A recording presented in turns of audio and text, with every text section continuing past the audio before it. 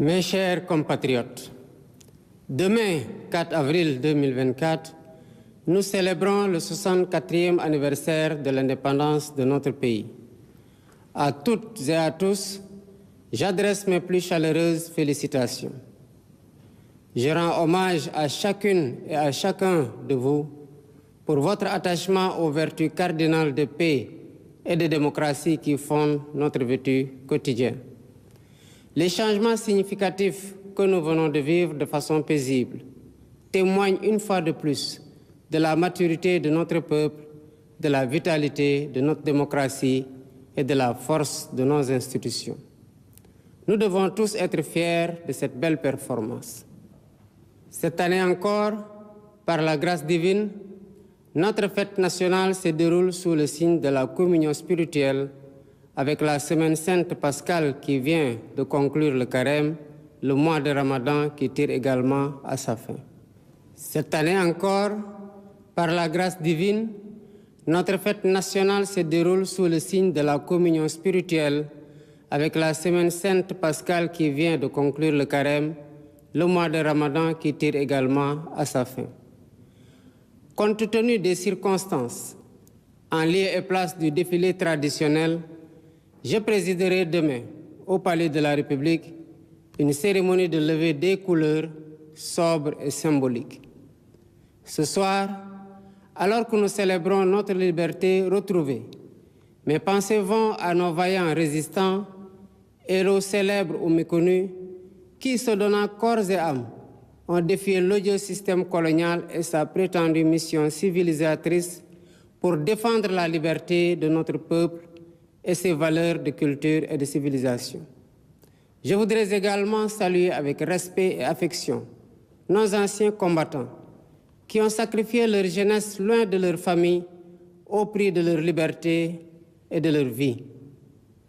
Je rends un vibrant hommage à mes prédécesseurs, les présidents Léopold Sédar Senghor, Abdou Diouf, Abdoulaye Wade et Macky Sall, qui, chacun, a apporté sa pierre à l'œuvre de construction nationale. C'est sur la base de ce legs que je veux poursuivre avec vous notre quête collective du Sénégal de nos rêves. Mes chers compatriotes, la fête nationale met à l'honneur nos forces de défense et de sécurité. À vous, officiers, sous-officiers et militaires du rang, qui avez choisi le métier risqué des armes, je réaffirme la reconnaissance de la nation. Je vous exprime ma fierté, mon soutien et mon entière confiance dans vos missions au service de la patrie, de la paix en Afrique et dans le monde. Je salue la mémoire de nos djambars tombés au champ d'honneur et souhaite prompt rétablissement aux blessés. L'État restera toujours solidaire de leurs familles avec soin et compassion. Le thème de cette édition, les forces armées au cœur de la cohésion nationale, nous interpelle par son actualité et sa pertinence. Il nous rappelle qu'au-delà du cérémonial, la fête nationale est surtout l'occasion d'une introspection individuelle et collective sur notre commun vouloir de vie commune. Nos forces de défense et de sécurité, sous le concept armée-nation, symbolisant la diversité et la cohésion de leurs composantes socioculturelles, nous offrent un bel exemple de ce que doit être le vivre ensemble sénégalais. En tant que chef suprême des armées et garant de l'unité nationale, je suis déterminé à préserver notre vivre ensemble, hérité de nos ancêtres, parce que nous n'avons qu'une seule patrie, le Sénégal, notre abri commun, que nous aimons tous, qui ne commence pas par nous et ne finit pas avec nous. Dans cet esprit, mon rôle, et je l'assume pleinement, est de tendre la main à toutes et à tous pour rassembler, rassurer, apaiser et réconcilier afin de conforter la paix, la sécurité et la stabilité indispensables au développement économique et social de notre pays. De l'Est à l'Ouest, du Nord au Sud, je souhaite que notre cher Sénégal reste uni et indivisible, en paix, en harmonie avec notre devise nationale, un peuple, un but, une foi. Nous le devons à nous-mêmes, nous le devons à nos enfants, nous le devons aux générations futures. C'est pourquoi notre vibrante jeunesse, cœur battant de la nation, restera au centre de mes préoccupations. Chers jeunes du Sénégal, je fais mien vos rêves, vos aspirations et vos ambitions légitimes de réussir pour être utile à vous-même, à vos familles, à vos communautés et à votre pays. L'éducation, la formation au métier, l'emploi, l'entrepreneuriat des jeunes et des femmes restent des défis majeurs à relever. J'en ferai une priorité élevée des politiques publiques en concertation avec le secteur privé. Nous devons à cet effet revisiter les mécanismes existants, les améliorer et les rationaliser afin qu'ils répondent mieux aux besoins d'emploi et autres activités génératrices de revenus pour les jeunes. Pour encourager la création d'emplois, je compte m'appuyer sur un secteur privé fort parce que soutenu par l'État. Sur la base de nos besoins prioritaires, nous travaillerons ensemble pour endogénéiser notre économie.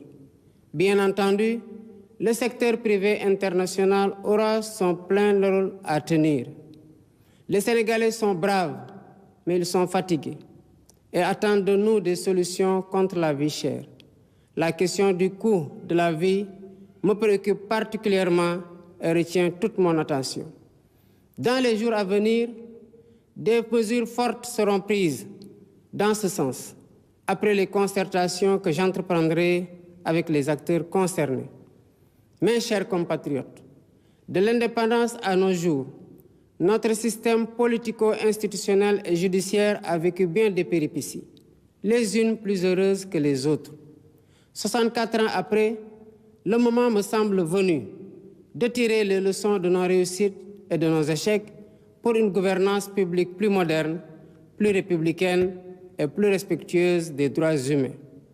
C'est pourquoi, après avoir démissionné de mon poste de secrétaire général de PASTEF Les Patriotes, pour ainsi me mettre au-dessus de la mêlée, je convoquerai de larges concertations avec la classe politique et la société civile sur la réforme du système électoral notamment, le remplacement de la Sénat par une commission électorale nationale indépendante avec un renforcement de ses moyens de fonctionnement et de ses prérogatives, la rationalisation du nombre de partis politiques ainsi que leur financement, l'inscription sur le fichier électoral concomitamment à la délivrance de la pièce nationale d'identité.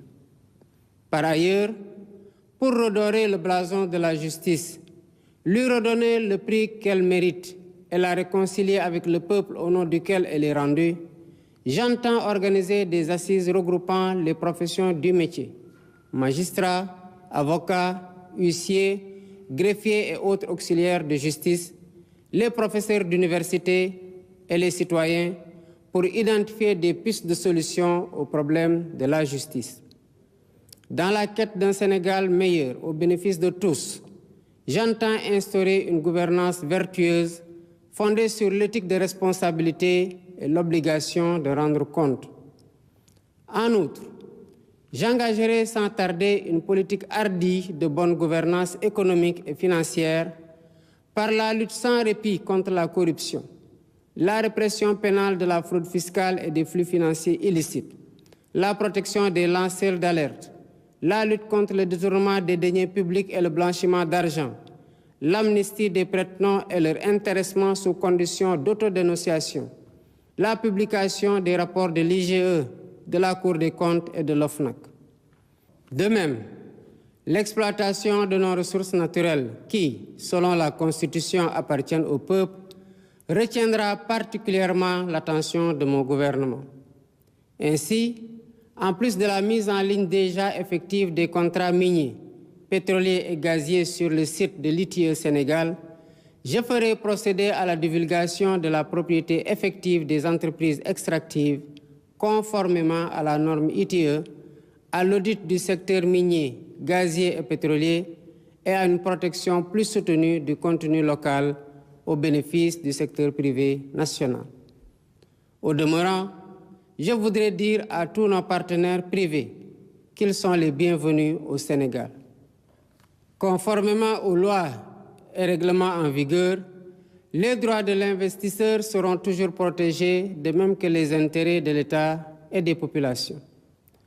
À nos pays amis et partenaires, je voudrais assurer que le Sénégal reste un pays ouvert et accueillant pour tous. Nous veillerons sans cesse à maintenir et raffermir les relations de bon voisinage et de solidarité agissantes au sein de nos organisations communautaires, notamment la CEDEAO et l'UEMOA. Héritier de l'idéal panafricaniste de Cheikh Anta Diop et de Léopold Sédar Senghor, un des pères fondateurs de l'Organisation de l'Unité africaine, nous demeurons fermement engagés dans la construction de l'intégration africaine et la réalisation des objectifs de la zone de libre-échange continentale africaine. Nos partenaires étrangers de tous horizons sont d'égale dignité pour nous. À tous, nous devons respect et considération. Et de tous, nous demandons respect et considération. Nous resterons engagés pour une gouvernance mondiale plus juste et plus inclusive, dans le respect de l'égale dignité des valeurs, de culture et de civilisation. Mes chers compatriotes, la fête nationale, symbole de notre souveraineté, nous rappelle que nous sommes seuls face à notre destin et que personne ne fera à notre place ce que nous ne sommes pas disposés à faire pour nous-mêmes. Nous avons la responsabilité historique de conforter notre souveraineté en rompant les chaînes de la dépendance économique par le culte permanent du travail et du résultat. Dans cet esprit, l'administration doit agir à tous les niveaux de façon plus accueillante et plus efficace pour les usagers du service public. Nous devons bannir de nos pratiques les procédures et formalités indues qui altèrent l'efficacité de l'État. Dans cet objectif, j'entends investir massivement dans la digitalisation des services et des procédures administratives. De même, il y a urgence à gagner notre souveraineté alimentaire en investissant plus et mieux dans l'agriculture, la pêche et l'élevage, les trois mamelles nourricières de notre pays. Je tiens particulièrement à ce que les subventions substantielles dépensées chaque année dans la campagne agricole bénéficient aux véritables producteurs et non à des acteurs intermédiaires. En définitive, mes chers compatriotes, l'indépendance que nous célébrons demain est certes un événement festif, mais aussi et surtout un test de résilience et de grandeur pour la nation.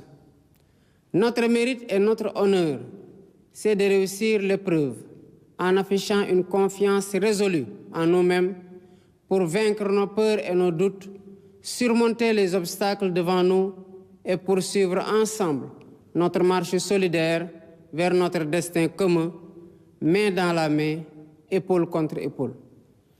C'est à cela que je vous invite dans la communion des cœurs et des esprits. Vive le Sénégal en paix et en sécurité, unis, libres et prospères. Bonsoir et bonne fête de l'indépendance.